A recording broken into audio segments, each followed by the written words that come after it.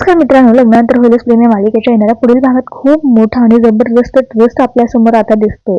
तर मित्रांनो, होतं काय तर जाणून घेऊयात. काव्याचा असतो पेपर आणि त्याचमुळे ती पार्थला खूप विनवणी करत असते की पार्थ तुम्ही जे आहे ते माझ्यासोबत या या पण पार्थ काही यायला तयार नसतो.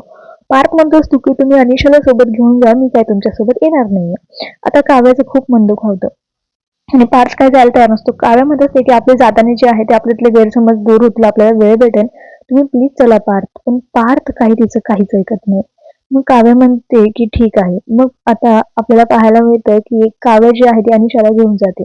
पण मित्रांनो, अनिशाला घेऊन जात असताना जे आहे त्यांचा खूप मोठा ऍक्सिडेंट होतो आणि ह्या ऍक्सिडेंटमुळे जे आहे ते काव्याला खूप मार लागलेला असतो आणि हा मार लागलेला असतो त्याचमुळे जे आहे ते पार्थला जेव्हा कळतो, पार्थला खूप पश्चाताप होतो की मीच काव्यासोबत जायला पाहिजे होतं. तो पळतच जातो हॉस्पिटलमध्ये, काव्याला खूप लागलेलं राहतं, खूप रक्त निघलेलं राहतं आणि पार्थ जो आहे तो काव्याची माफी मागतो, काव्या मला माफ करा, पण काव्या काही त्या अवस्थेत नसते. तर मित्रांनो, आता काव्याचा ऍक्सिडेंट झाल्यामुळे आता पार्थला जे आहे ते काव्याच्या प्रेमाची जाणीव होताना आपल्याला दिसणार आहे. तर मित्रांनो, तुम्ही किती उत्सुक आहात हा भाग पाहायला?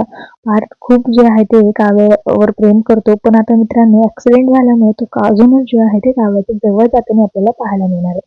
त्यामुळे मित्रांनो, हा एपिसोड पाहायचा असेल तर आपल्या चॅनलला सबस्क्राईब करायला विसरू नका.